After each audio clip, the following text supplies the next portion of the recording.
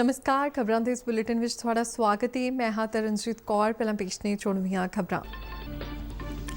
ਵਿਰੋਧੀ ਪਾਰਟੀਆਂ ਵੱਲੋਂ ਖੇਤੀ ਕਾਨੂੰਨਾਂ ਨੂੰ ਵਾਪਸ ਲੈਣ ਤੇ ਕਿਸਾਨੀ ਮੁੱਦਿਆਂ ਤੇ ਤੁਰੰਤ ਚਰਚਾ ਦੀ ਮੰਗ ਨੂੰ ਲੈ ਕੇ ਸੰਸਦ ਦੇ ਦੋਵੇਂ ਸਦਨਾਂ ਵਿੱਚ ਜ਼ੋਰਦਾਰ ਹੰਗਾਮਾ। ਰਾਜ ਸਭਾ ਤੇ ਲੋਕ ਸਭਾ ਦੀ ਕਾਰਵਾਈ ਪ੍ਰਭਾਵਿਤ। ਰਾਜ ਸਭਾ ਦਿਨ ਭਰ ਲਈ ਮੁਲਤਵੀ।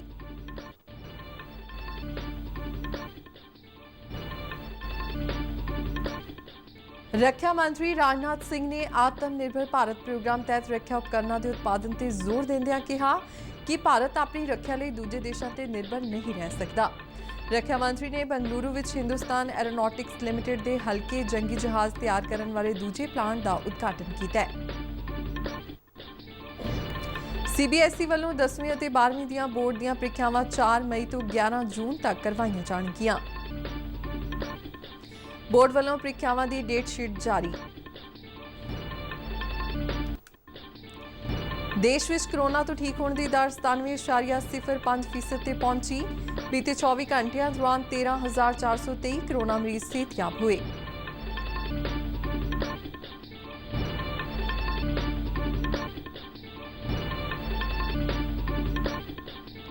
ਮੁੱਖ ਮੰਤਰੀ ਕੈਪਟਨ ਅਮਰਿੰਦਰ ਸਿੰਘ ਵੱਲੋਂ ਸੂਬੇ ਵਿੱਚ ਪੁਲਿਸ ਕਰਮੀਆਂ ਦੇ ਕੋਰੋਨਾ ਟੀਕਾਕਰਨ ਅਭਿਆਨ ਦੀ ਸ਼ੁਰੂਆਤ। ਫਾਜ਼ਿਲਕਾ ਜ਼ਿਲ੍ਹੇ ਦੇ ਜਲਾਲਾਬਾਦ ਕਸਬੇ ਵਿੱਚ ਸ਼੍ਰੋਮਣੀ ਅਕਾਲੀ ਦਲ ਅਤੇ ਕਾਂਗਰਸੀ ਕਾਰਜਕਰਤਾਵਾਂ ਵਿਚਾਲੇ ਹਿੰਸਾ ਦੌਰਾਨ 3 ਅਕਾਲੀ ਕਾਰਜਕਰਤਾ ਜ਼ਖਮੀ।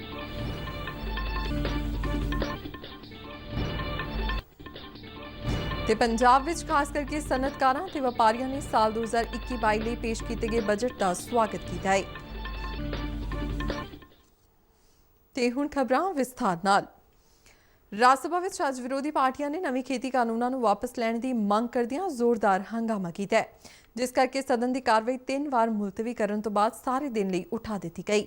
ਵਿਰੋਧੀ ਪਾਰਟੀਆਂ ਦੇ ਮੈਂਬਰ ਸਭਾਪਤੀ ਦੇ ਆਸਣ ਦੇ ਸਾਹਮਣੇ ਆ ਗਏ ਅਤੇ ਉਹਨਾਂ ਕਿਸਾਨ ਅੰਦੋਲਨ ਦੇ ਮੁੱਦਿਆਂ ਤੇ ਨਾਅਰੇਬਾਜ਼ੀ ਕੀਤੀ।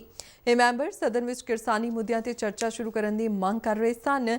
ਇਸ ਤੋਂ ਪਹਿਲਾਂ ਵਿਰੋਧੀ ਪਾਰਟੀਆਂ ਦੀ ਮੰਗ ਤੇ ਸਭਾਪਤੀ M ਵੈਂਕਈਆ ਨਾਇਡੂ ਨੇ ਮੈਂਬਰਾਂ ਨੂੰ ਭਰੋਸਾ ਦਿੱਤਾ ਕਿ ਕਿਸਾਨਾਂ ਦੇ ਮੁੱਦਿਆਂ ਤੇ ਭਲਕੇ ਚਰਚਾ ਕੀਤੀ ਜਾਵੇਗੀ। ਉਨ੍ਹਾਂ ਕਿਹਾ ਕਿ ਸਰਕਾਰ ਅਤੇ ਅੰਦੋਲਨਕਾਰੀ ਕਿਸਾਨਾਂ ਵਿਚਾਲੇ ਕਈ ਗੇੜਾਂ ਦੀ ਗੱਲਬਾਤ ਹੋਈ ਹੈ ਤੇ ਰਾਸ਼ਟਰਪਤੀ ਨੇ ਆਪਣੇ ਭਾਸ਼ਣ ਵਿੱਚ ਵੀ ਕਿਸਾਨ ਅੰਦੋਲਨ ਦਾ ਜ਼ਿਕਰ ਕੀਤਾ ਹੈ। ਸਭਾਪਤੀ ਨੇ ਕਿਹਾ ਕਿ ਸਦਨ ਵੱਲੋਂ ਰਾਸ਼ਟਰਪਤੀ ਦੇ ਭਾਸ਼ਣ ਤੇ ਧੰਨਵਾਦ ਮਤੇ ਤੇ ਚਰਚਾ ਭਲਕੇ ਹੋਵੇਗੀ ਅਤੇ ਇਸ ਦੌਰਾਨ ਮੈਂਬਰ ਕਿਸਾਨਾਂ ਸੰਬੰਧੀ ਮੁੱਦੇ ਚੁੱਕ ਸਕਦੇ ਨੇ। ਵਿਰੋਧੀ ਪਾਰਟੀਆਂ ਨੇ ਸਦਨ ਦੀ ਕਾਰਵਾਈ ਰੋਕੇ ਜਾਣ ਬਾਰੇ ਨੋਟਿਸ ਦਿੱਤੇ ਅਤੇ ਕਿਸਾਨਾਂ ਦੇ ਮੁੱਦਿਆਂ ਦੇ ਹੱਲ ਦੀ ਮੰਗ ਕੀਤੀ। ਸਦਨ ਦੀ ਕਾਰਵਾਈ ਰੋਕ ਕੇ ਤੁਰੰਤ ਚਰਚਾ ਕਰਨ ਦੀ ਮੰਗ ਕਰਨ ਵਾਲਿਆਂ ਵਿੱਚ ਕਾਂਗਰਸ, DMK, ਤ੍ਰਿਣਮੂਲ ਕਾਂਗਰਸ, ਸਮਾਜਵਾਦੀ ਪਾਰਟੀ, RJD ਅਤੇ ਆਮ ਆਦਮੀ ਪਾਰਟੀ ਸ਼ਾਮਲ ਸਨ। ਵਿਰੋਧੀ ਪਾਰਟੀਆਂ ਦਾ ਕਹਿਣਾ ਸੀ ਕਿ ਕਿਸਾਨਾਂ ਦਾ ਮੁੱਦਾ ਕੌਮੀ ਮਹੱਤਤਾ ਦਾ ਮਾਮਲਾ ਹੈ ਅਤੇ ਸਰਕਾਰ ਨੂੰ ਇਸ ਉੱਤੇ ਜਲਦੀ ਤੋਂ ਜਲਦੀ ਚਰਚਾ ਸ਼ੁਰੂ ਕਰਨੀ ਚਾਹੀਦੀ ਹੈ।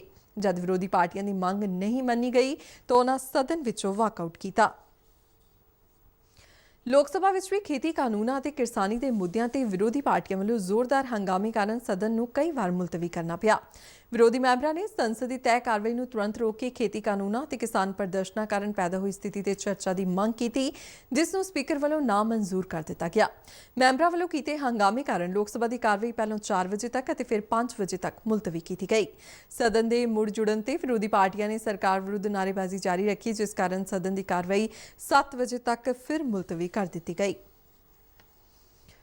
ਰੱਖਿਆ ਮੰਤਰੀ ਰਾਜਨਾਥ ਸਿੰਘ ਨੇ ਆਤਮ ਨਿਰਭਰ ਭਾਰਤ ਪ੍ਰੋਗਰਾਮ ਤਹਿਤ ਰੱਖਿਆ ਉਪਕਰਨਾਂ ਦੇ ਉਤਪਾਦਨ ਤੇ ਜ਼ੋਰ ਦਿੰਦਿਆਂ ਕਿਹਾ ਕਿ ਭਾਰਤ ਆਪਣੀ ਰੱਖਿਆ ਲਈ ਦੂਜੇ ਦੇਸ਼ਾਂ ਤੇ ਨਿਰਭਰ ਨਹੀਂ ਰਹਿ ਸਕਦਾ। ਅੱਜ ਬੰਗਲੁਰੂ ਵਿੱਚ ਹਿੰਦੁਸਤਾਨ ਐਰੋਨੌਟਿਕਸ ਲਿਮਟਿਡ ਦੇ ਹਲਕੇ ਜੰਗੀ ਜਹਾਜ਼ ਤਿਆਰ ਕਰਨ ਵਾਲੇ ਦੂਜੇ ਪਲਾਂਟ ਦਾ ਉਦਘਾਟਨ ਕਰਦਿਆਂ ਉਨ੍ਹਾਂ ਕਿਹਾ ਕਿ 73 ਤੇਜਸ MK-1A ਅਤੇ 10 ਤੇਜਸ ਸਿਖਲਾਈ ਜਹਾਜ਼ ਖਰੀਦਣ ਲਈ 48,000 ਕਰੋੜ ਰੁਪਏ ਦੇ ਆਰਡਰ ਨਾਲ ਹਿੰਦੁਸਤਾਨ ਐਰੋਨੌਟਿਕਸ ਲਿਮਟਿਡ ਨੂੰ ਬਹੁਤ ਮਦਦ ਮਿਲੇਗੀ। ਰੱਖਿਆ ਮੰਤਰੀ ਨੇ ਕੰਪਨੀ ਨੂੰ ਉਸਦੇ ਸਵਦੇਸ਼ੀ ਪ੍ਰੋਗਰਾਮਾਂ ਨੂੰ ਪੂਰਾ ਕਰਨ ਵਿੱਚ ਹਰ ਤਰ੍ਹਾਂ ਦੀ ਸਹਾਇਤਾ ਦਾ ਭਰੋਸਾ ਦਿੱਤਾ ਅਤੇ ਆਸ ਜਤਾਈ ਕਿ ਕੰਪਨੀ ਨਿਰਧਾਰਿਤ ਸਮਾਂ ਸੀਮਾ ਅੰਦਰ ਇਹਨਾਂ ਜਹਾਜ਼ਾਂ ਦੀ ਸਪਲਾਈ ਕਰ ਦੇਵੇਗੀ। ਉਨ੍ਹਾਂ ਇਹ ਵੀ ਉਮੀਦ ਜਤਾਈ ਕਿ ਹਿੰਦੁਸਤਾਨ ਐਰੋਨੌਟਿਕਸ ਲਿਮਟਿਡ ਕੰਪਨੀ ਮਿੱਤਰ ਦੇਸ਼ਾਂ ਨੂੰ ਇਹ ਜਹਾਜ਼ ਬਰਾਮਦ ਕਰਨ ਦੀ ਦੇਸ਼ ਦੀ ਤਾਂਘ ਨੂੰ ਵੀ ਪੂਰਾ ਕਰ ਸਕੇਗੀ। ਉਨ੍ਹਾਂ ਕਿਹਾ ਕਿ ਕਈ ਦੇਸ਼ਾਂ ਨੇ ਤੇਜਸ ਜਹਾਜ਼ ਖਰੀਦਣ ਵਿੱਚ ਰੁਚੀ ਵਿਖਾਈ ਹੈ। ਤੇਜਸ ਦੇ ਨਵੇਂ ਪਲਾਂਟ ਵਿੱਚ ਪ੍ਰਤੀ ਦਿਨ 16 ਜਹਾਜ਼ਾਂ ਦਾ ਉਤਪਾਦਨ ਕੀਤਾ ਜਾ ਸਕੇਗਾ। ਰੱਖਿਆ ਮੰਤਰੀ ਰਾਜਨਾਥ ਸਿੰਘ ਬੰਗਲੁਰੂ ਵਿੱਚ ਭਲਕੇ ਸ਼ੁਰੂ ਹੋਣ ਵਾਲੇ 3 ਦਿਨਾਂ ਐਰੋ ਇੰਡੀਆ ਸ਼ੋਅ ਵਿੱਚ ਵੀ ਹਿੱਸਾ ਲੈਣਗੇ। हिंदुस्तान एरोनॉटिक लिमिटेड यानी HAL, इंडियन एयरफोर्स और साथ ही साथ आत्मनिर्भर भारत का जो हमारा ये कैंपेन है, इन तीनों को यह ताकत देगा, तीनों को यह मजबूती देगा। कोविड की इतनी महामारी के बावजूद 48,000 करोड़ का ऑर्डर आर्म्ड फोर्सेस की तरफ से आपको ये मिल गया है और मैं कह सकता हूं कि इंडिजिनस डिफेंस प्रोक्योरमेंट के इतिहास में यह सबसे बड़ा प्रोक्योरमेंट है। यदि मैं इसे कहूं कि यह हिस्टोरिकल डील है तो यह कहना भी एग्जेगरेशन नहीं होगा। हिस्टोरिकल डील है जो इंडियन एरोस्पेस सेक्टर को एक नई हाइट देगी, यह भी हमारा विश्वास है। सीबीएसई ਵੱਲੋਂ 10ਵੀਂ ਅਤੇ 12ਵੀਂ ਦੀਆਂ ਬੋਰਡ ਦੀਆਂ ਪ੍ਰੀਖਿਆਵਾਂ ਦੀਆਂ ਤਰੀਕਾਂ ਦਾ ਐਲਾਨ ਕਰ ਦਿੱਤਾ ਗਿਆ ਹੈ। ਇਹ ਪ੍ਰੀਖਿਆਵਾਂ 4 ਮਈ ਤੋਂ 11 ਜੂਨ ਤੱਕ ਕਰਵਾਈਆਂ ਜਾਣਗੀਆਂ। ਸੀਬੀਐਸਈ ਨੇ ਬੋਰਡ ਦੀਆਂ ਇਹਨਾਂ ਪ੍ਰੀਖਿਆਵਾਂ ਲਈ ਡੇਟ ਸ਼ੀਟ ਵੀ ਜਾਰੀ ਕਰ ਦਿੱਤੀ ਹੈ।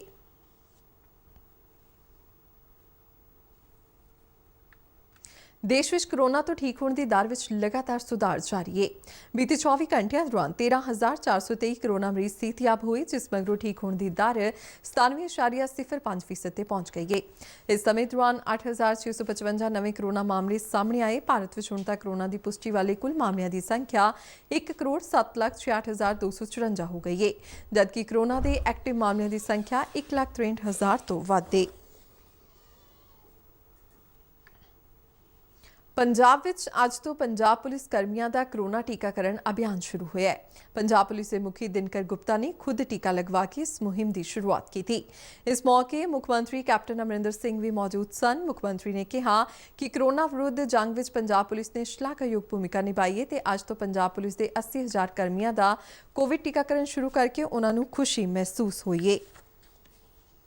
ਫਾਜ਼ਿਲਕਾ ਜ਼ਿਲ੍ਹੇ ਦੇ ਜਲਾਲਾਬਾਦ ਕਸਬੇ ਵਿੱਚ ਸ਼੍ਰੋਮਣੀ ਅਕਾਲੀ ਦਲ ਅਤੇ ਕਾਂਗਰਸੀ ਕਾਰਜਕਰਤਾਵਾਂ ਵਿਚਾਲੇ ਹਿੰਸਾ ਦੌਰਾਨ 3 ਅਕਾਲੀ ਕਾਰਜਕਰਤਾ ਜ਼ਖਮੀ ਹੋ ਗਏ।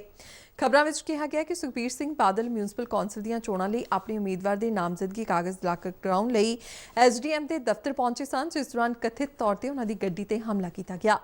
ਇਸ ਤੋਂ ਬਾਅਦ ਅਕਾਲੀ ਅਤੇ ਕਾਂਗਰਸੀ ਕਾਰਜਕਰਤਾ ਆਮੋ ਸਾਹਮਣੇ ਹੋ ਗਏ। ਸ਼੍ਰੋਮਣੀ ਅਕਾਲੀ ਦਲ ਨੇ ਕਾਂਗਰਸੀ ਕਾਰਜਕਰਤਾਵਾਂ ਤੇ ਸੁਖਬੀਰ ਸਿੰਘ ਬਾਦਲ ਉੱਤੇ ਜਾਨਲੇਵਾ ਹਮਲੇ ਦਾ ਇਲਜ਼ਾਮ ਲਗਾਇਆ ਹੈ। ਪੁਲਿਸ ਨੇ ਹਮਲੇ ਨੂੰ ਲੈ ਕੇ ਜਾਂਚ ਸ਼ੁਰੂ ਕਰ ਦਿੱਤੀ ਹੈ। ਇਸੇ ਦੌਰਾਨ ਜਲਾਲਾਬਾਦ ਦੇ ਰਿਟਰਨਿੰਗ ਅਫਸਰ ਨੇ ਦੱਸਿਆ ਕਿ ਜਲਾਲਾਬਾਦ ਨਗਰ ਕੌਂਸਲ ਲਈ ਵੱਖ-ਵੱਖ ਪਾਰਟੀਆਂ ਦੇ ਸਾਰੇ ਹੀ ਉਮੀਦਵਾਰਾਂ ਨੇ ਅੱਜ ਨਾਮਜ਼ਦਗੀ ਪੱਤਰ ਦਾਖਲ ਕਰ ਲਏ ਨੇ। ਸ਼੍ਰੋਮਣੀ ਅਕਾਲੀ ਦਲ ਦੇ ਪ੍ਰਧਾਨ ਸੁਖਬੀਰ ਸਿੰਘ ਬਾਦਲ ਨੇ ਵੀ ਉਮੀਦਵਾਰਾਂ ਵੱਲੋਂ ਨਾਮਜ਼ਦਗੀ ਪੱਤਰ ਦਾਖਲ ਕੀਤੇ ਜਾਣ ਦੀ ਪੁਸ਼ਟੀ ਕੀਤੀ ਹੈ। ਵਜਰ ਕੋਰ ਦੇ ਜੀਓਸੀ ਲੈਫਟੀਨੈਂਟ ਜਨਰਲ ਸੀ ਬੰਸੀ ਪੋਨੱਪਾ ਨੇ ਸਵਰਨਿਮ ਵਿਜੇ ਮਸ਼ਾਲ ਯਾਤਰਾ ਦਾ ਪੰਜਾਬ ਖੇਤਰ ਵਿੱਚ ਪੁੱਜਣ ਤੇ ਸਵਾਗਤ ਕਰਨ ਮਗਰੋਂ ਇਸ ਨੂੰ ਸੂਬੇ ਦੀ ਯਾਤਰਾ ਲਈ ਰਵਾਨਾ ਕੀਤਾ ਹੈ। ਭਾਰਤ ਦੀ 1971 ਦੀ ਜੰਗ ਦੌਰਾਨ ਪਾਕਿਸਤਾਨ ਖਿਲਾਫ ਦਰਜ ਕੀਤੀ ਗਈ ਜਿੱਤ ਦੀ ਯਾਦਗਾਰ ਵਜੋਂ ਤੇ ਭਾਰਤੀ ਹਥਿਆਰਬੰਦ ਫੌਜਾਂ ਦੀ ਬਹਾਦਰੀ ਨੂੰ ਸਤਿਕਾਰ ਦੇਣ ਲਈ ਕੱਢੀ ਗਈ ਸਵਰਨਿਮ ਵਿਜੇ ਮਸ਼ਾਲ ਯਾਤਰਾ ਦਿੱਲੀ ਤੋਂ ਸ਼ੁਰੂ ਹੋਈ ਸੀ। ਸਮਾਗਮ ਦੌਰਾਨ ਦੇਸ਼ ਦੀ ਏਕਤਾ ਤੇ ਅਖੰਡਤਾ ਲਈ ਆਪਣਾ ਵਡਮੁੱਲਾ ਯੋਗਦਾਨ ਦੇਣ ਵਾਲੇ ਸਾਬਕਾ ਫੌਜੀਆਂ ਨੂੰ ਸਨਮਾਨਿਤ ਵੀ ਕੀਤਾ ਗਿਆ।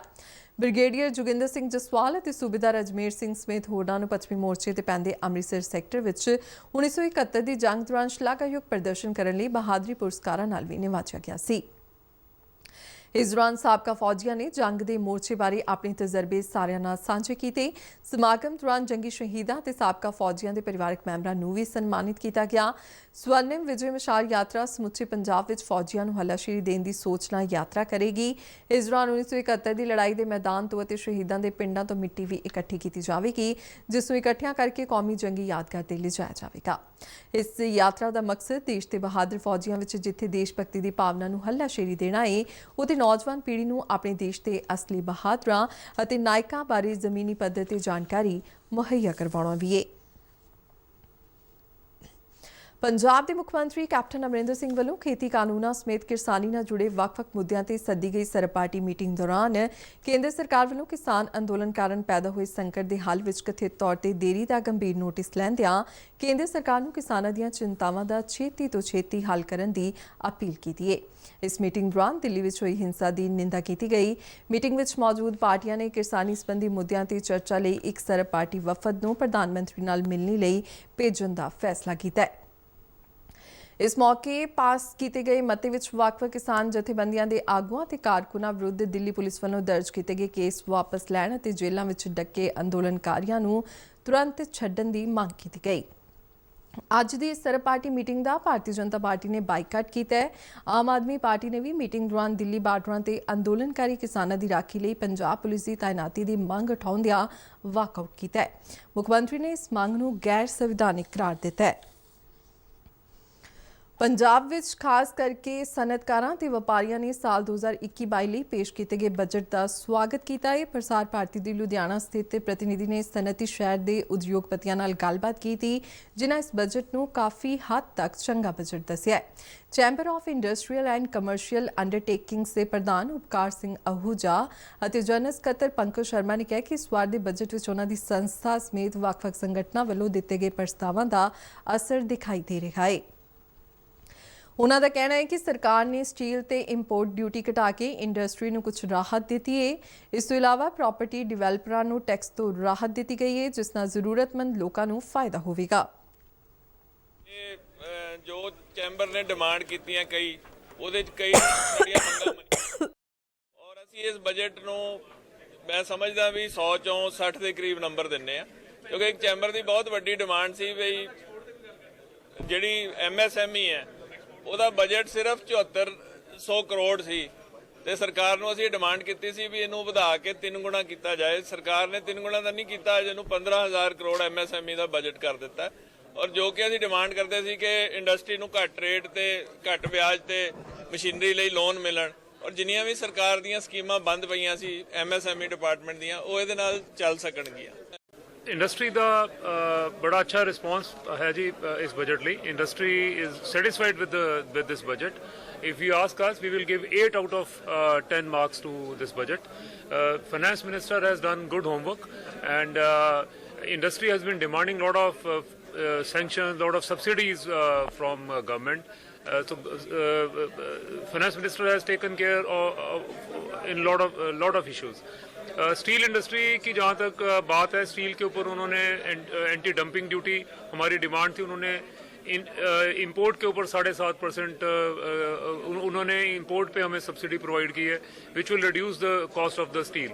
तो हमारी डिमांड थी कार्टलाइजेशन रोकने की, उसके ऊपर उन्होंने काम किया है। तो एग्रीकल्चर के ऊपर थर्ड सेक्टर उन्होंने शो किया है और ट्रेन के ऊपर if you look at the railways उन्होंने बोगीज के ऊपर एक बहुत ज़्यादा उन्होंने new development will take place, bogies नए बनाने के ऊपर उन्होंने काफ़ी अपना। ਇਸੇ ਤਰ੍ਹਾਂ ਲੁਧਿਆਣਾ ਦੀ ਹੌਜ਼ਰੀ ਇੰਡਸਟਰੀ ਨੇ ਵੀ ਇਸ ਬਜਟ ਨੂੰ ਸੰਤੋਸ਼ਜਨਕ ਦੱਸਿਆ ਹੈ। ਹੌਜ਼ਰੀ ਸਨਅਤਕਾਰ ਚਰਨਜੀਵ ਸਿੰਘ ਨੇ ਕਿਹਾ ਕਿ ਕਰੋਨਾ ਮਹਾਮਾਰੀ ਦੇ ਚਲਦਿਆਂ ਪਰੇਸ਼ਾਨ ਹੌਜ਼ਰੀ ਸਨਅਤ ਨੂੰ ਇਸ ਬਜਟ ਨਾਲ ਰਾਹਤ ਮਿਲੇਗੀ। इसमें हमें इन्होंने मेगा टेक्सटाइल पार्क जो है वो 7 दिए हैं। We are very much happy. पहले हमें भी 3 दिए थे, उसमें लुधियाने का नाम था, तिरुपुर था और इसमें कलकत्ता था। इसमें यह है कि हमारे पर मल्टीपर्पज सिस्टम्स में हमें ग्रो करने का टाइम मिलेगा इसके बीच में। और गवर्नमेंट ने इसमें काफ़ी कंसेशंस में जो हमें दे रखे हैं उसके ऊपर हमें काफ़ी स्पीड वर्क करना पड़ेगा एंड आई थिंक सो कि we will going to get a very good results. दूसरा ਵਿਸ਼ਵ ਜਲਗਾ ਦਿਵਸ ਮੌਕੇ ਅੱਜ ਪੁਸ਼ਪਾ ਗੁਜਰਾਲ ਸਾਇੰਸ ਸਿਟੀ ਵੱਲੋਂ ਇੱਕ ਵੈਬੀਨਾਰ ਦਾ ਆਯੋਜਨ ਕੀਤਾ ਗਿਆ, ਜਿਸ ਵਿੱਚ ਪੰਜਾਬ ਦੇ ਵੱਖ-ਵੱਖ ਵਿਦਿਅਕ ਅਦਾਰਿਆਂ ਤੋਂ 200 ਤੋਂ ਵੱਧ ਵਿਦਿਆਰਥੀਆਂ ਤੇ ਅਧਿਆਪਕਾਂ ਨੇ ਹਿੱਸਾ ਲਿਆ। ਵੈਬੀਨਾਰ ਦੌਰਾਨ ਆਪਣੇ ਸੰਬੋਧਨ ਵਿੱਚ ਭਾਰਤੀ ਜੰਗਲੀ ਜੀਵ ਸੰਸਥਾ ਦੇਹਰਾਦੂਨ ਦੀ ਸੀਨੀਅਰ ਪ੍ਰੋਫੈਸਰ ਡਾਕਟਰ ਬਿਤਾਪੀ ਸੀ ਸਿਨਹਾ ਨੇ ਜੰਗਲਾਂ ਦੀ ਅੰਨ੍ਹੇਵਾਹ ਕਟਾਈ ਅਤੇ ਪ੍ਰਦੂਸ਼ਣ ਕਾਰਨ ਜਲਗਾਹਾਂ ਦਾ ਪੀਣਯੋਗ ਪਾਣੀ ਦੇ ਪ੍ਰਦੂਸ਼ਿਤ ਹੋਣ ਤੇ ਚਿੰਤਾ ਪ੍ਰਗਟ ਕੀਤੀ। ਉਨ੍ਹਾਂ ਵਾਤਾਵਰਣ ਤੇ ਪੈ ਰਹੇ ਮਾੜੇ ਪ੍ਰਭਾਵ ਬਾਰੇ ਵੀ ਚੇਤਾਵਨੀ ਦਿੱਤੀ। ਪ੍ਰੋਫੈਸਰ ਬਿਤਾਪੀ ਨੇ ਕਿਹਾ ਕਿ ਜਲਗਾਹਾਂ ਦੀ ਸਾਡੇ ਜੀਵਨ ਵਿੱਚ ਬਹੁਤ ਮਹੱਤਤਾ ਹੈ। ਉਨ੍ਹਾਂ ਦੱਸਿਆ ਕਿ ਜਲਗਾਹਾਂ ਧਰਤੀ ਦੇ 0.5% ਰਕਬੇ ਤੇ ਫੈਲੀਆਂ ਹੋਈਆਂ ਨੇ ਅਤੇ ਇਹਨਾਂ ਵਿੱਚ ਜੀਵਾਂ ਦੀਆਂ 10% ਪ੍ਰਜਾਤੀਆਂ ਰਹਿੰਦੀਆਂ ਨੇ।